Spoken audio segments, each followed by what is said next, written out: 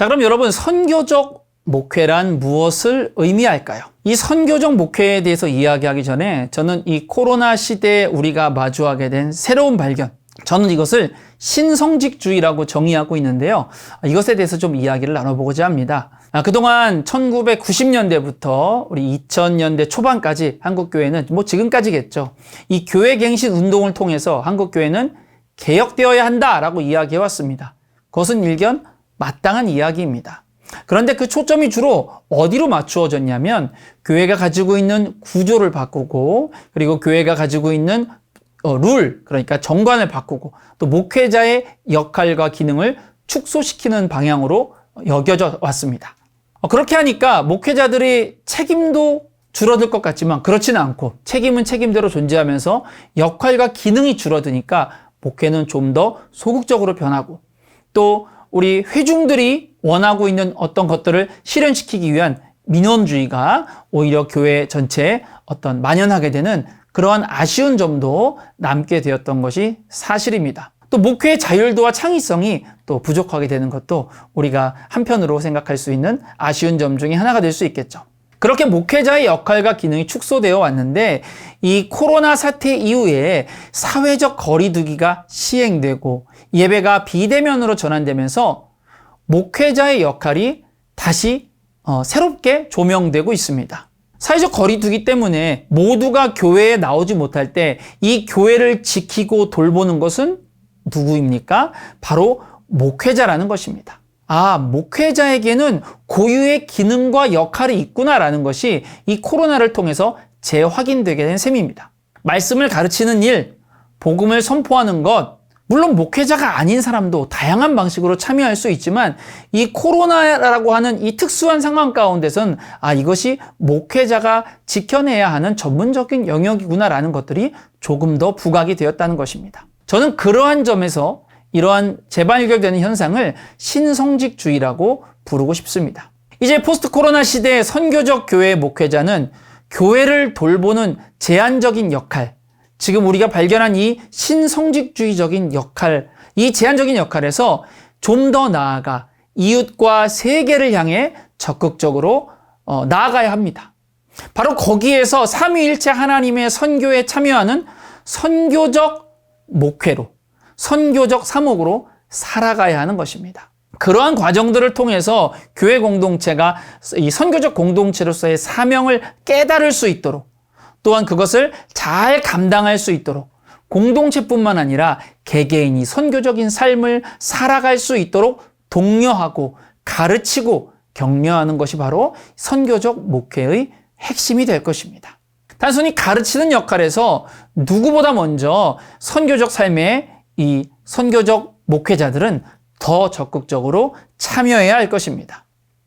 교인들뿐만이 아니라 이제 교회 바깥 세상에서는 목회자를 교회 그 자체로 인식하게 되었습니다. 무슨 얘기냐면, 목회자의 말과 행동과 그의 삶을 통해서 교회라고 하는 것이 어떤 존재인지를 발견하게 된다는 것입니다. 그래서 목회자가 부도덕하면 교회는 부도덕한 곳이 되고, 목회자의 삶이 아름다우면 교회를 아름다운 곳으로 인식하게 된다는 말이죠.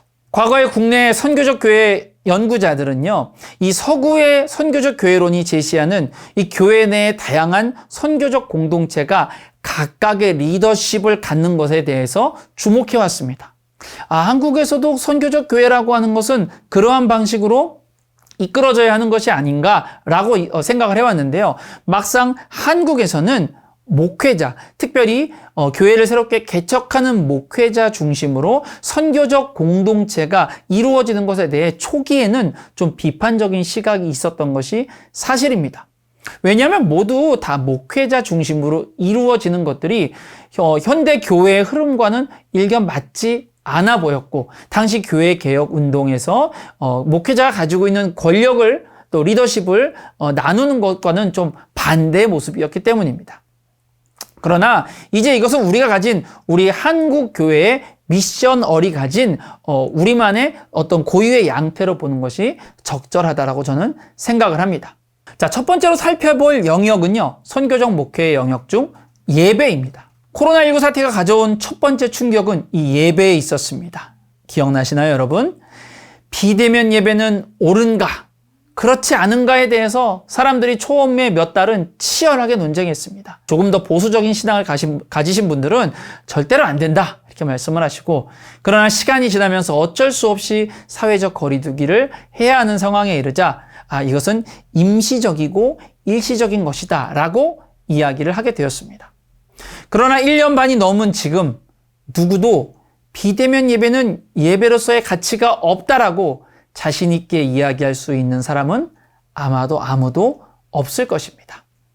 왜냐하면 그것은 그렇게 우리의 삶 가운데에 어쩔 수 없이 들어왔기 때문입니다. 예배당 안에서 진행되던 전통적인 예배의 형식들이 이제 미디어를 통해서 온라인 예배로 빠르게 대체가 되었고, 이 포스트 코로나에서는 언젠가는 온택트냐 아니면 언택트냐 하는 선택의 문제로 남을 것입니다. 물론 자원이 풍부한 교회들은 대면으로 예배를 드리는 것들을 또 비대면으로 송출하는 일들이 가능해지겠죠. 그러나 한국 교회의 90%를 차지하고 있는 혹은 80%를 차지하고 있는 작은 교회는 목회자 자신이 오퍼레이터 역할을 해야 되기 때문에 비대면 예배와 대면 예배를 동시에 진행하는 것이 생각보다 쉽지 않을 수 있습니다. 또 역동적인 예배가 되기보다는 아마 비대면 예배를 드리고 그리고 대면 예배를 드리는 가운데 비대면 예배를 송출하는 일들은 단순 송출에 지나지 않을 가능성이 높아지는 것입니다. 그래서 언젠가는 선택해야 되는 거예요. 우리는 대면 예배 중심으로 할 것이냐, 아니면 비대면 예배가 더 중요하게 우리에게 다가올 것인가, 각 교회별로 상황별로 선택해야 하는 시간이 올 것입니다. 코로나 이전에도 신앙인들의 삶과 그 삶의 방식을 규정하는 핵심은 예배에 있었습니다. 그러나 이 예배는요, 우리들의 예배는 공공성과는 거리가 좀 있었던 것이 오랜 비판거리였죠. 그러나 선교적 목회에서 예배라고 하는 것은 성육신적인 가치를 복원하고 공적인 가치를 추구하는 이 영성을 형성하는 방향으로 나아가야 하는 것입니다. 앞으로 예배는 예전 안에서 성육신적인 의미와 가치를 기억하고 그것이 우리의 삶 가운데에서 일어날 수 있는 능력을 부여받는 것, 그리고 우리가 하나님의 성육신적 선교에 지속적으로 참여할 것을 독려하는 방향으로 나아가야 할 것입니다. 우리의 예전이 그렇게 구성되어야 하고 우리의 예배 가운데 우리가 그런 것들을 기억하며 예배에 참여해야 할 것입니다. 우리의 예배 가운데 삼위 하나님의 통치와 그분의 나라를 먼저 경험할 수 있어야 하고, 그 경험이 우리의 선교적인 삶을 통해 타자에게 나누어지고 경험되는 그런 삶의 예배로 나아갈 수 있어야 할 것입니다. 오늘 여기에 여러분에게 예배에 대한 새로운 어떤 유형들을 소개해 보도록 하겠습니다. 지난 몇 주 전의 일입니다. 정의의 느티나무숲 교회라고 하는 그렇게 크지 않은 교회인데요. 이 교회의 영상이 널리 알려지진 않았지만 예배를 연구하는 이들에게 회자된 적이 있습니다. 왜냐하면 26분짜리 영상 콘텐츠 자체가 예배였기 때문입니다.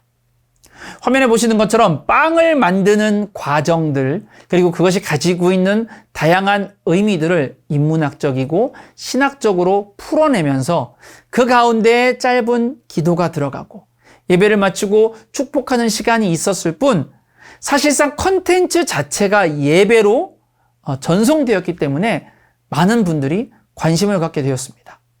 어떤 분들은 어떻게 이렇게 컨텐츠 자체가 예배가 될 수 있느냐, 이건 그냥 다큐멘터리나 어떤 예배에 대한 설명 아니냐, 성경을 풀어내는 것 정도가 아니냐, 이것은 컨텐츠지 예배가 아니다 라고 생각하는 분들이 있었고, 또 다른 어떤 분들은 이렇게 컨텐츠도 예배가 될 수 있구나, 공동체원들이 함께 모여서 이 컨텐츠를 함께 보고 함께 그 속에서 고백하는 것들이 이루어질 때 우리는 이것을 예배라고 부를 수 있지 않냐, 이런 갑론을박이 있었던 것입니다.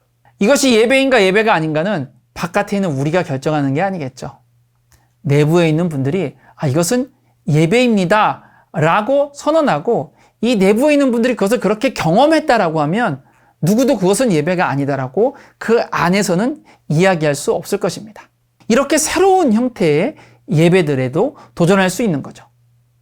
이런 질문을 드려보겠습니다. 만약 이 컨텐츠를, 이 예배인 이 컨텐츠를, 예배입니다, 교회 다니지 않는 사람들이 본다면 어떤 느낌이었을까요? 빵의 이야기, 빵이 밀가루와 물이 더해지면서 어떤 화학작용을 통해 빵으로 되는가? 그것이 생명의 떡이신 예수 그리스도와 무슨 관계가 있는가라는 그 이야기들을 들었을 때에 기독교 신앙에 대해 좀 더 흥미를 갖고 관심을 가질 수 있지 않을까요? 우리는 그렇게 상상해 볼 수 있습니다. 그래서 저는 여러분들에게 이렇게 말씀을 드리고 싶습니다. 예배에 좀 과감하게 도전할 수 있었으면 좋겠습니다. 이 예배는요, 공동체 고유의 언어를 형성해가는 과정입니다. 설교는요, 공동체가 함께 고백하는 그 고백의 결정체와 선언이 바로 설교가 될 수 있습니다. 이 고유의 언어는 내부의 그것이 될 수도 있지만 이것이 바깥으로 나와서 모두에게 공감을 또한 가질 수 있는 것입니다. 어느 쪽이든 선택의 문제인 거죠. 과거에는요, 목회자가 이것을 선택하고 가르치면서 이것을 따르셔야 합니다 라고 종용해 왔습니다. 그러나 이제는 공동체가 그것을 함께 선택하며 고민하고 만들어가는 시대가 되었던 거죠. 교회의 오래된 전통을 따를 것인지 아니면 그것을 과감하게 해체하고 재구성할 것인지는 교회가 추구하는 방향을 우리가 함께 만들어갈 수 있으면 뭐든지 괜찮지 않을까 하는 생각을 해봅니다. 목회자가 그런 부분에 있어서 독단적이고 불필요한 아집을 부린다면 그것은 교회 공동체도 용납하지 않을 것입니다. 예배의 본질을 공동체가 쉽게 함께 이해할 수 있도록 그런 언어들로 구성하고 그러한 예전들을 구성하고 예배를 마친 후 세상 가운데 파송되었을 때에 하나님의 선교에 참여할 수 있도록 그리고 무작정 그것을 따르는 것만이 아니라 또 설교를 듣고 감명을 받는 것으로 그치는 것이 아니라 한 주간의 삶 동안에 그 함께 나누었던 말씀들을 가지고 고민하고 씨름할 수 있도록 예배를 창의적으로 구성할 수 있어야 할 것입니다. 두 번째 세션은 이 정도에서 마무리를 하고 우리 다음 세션에서 여러분들 뵙도록 하겠습니다.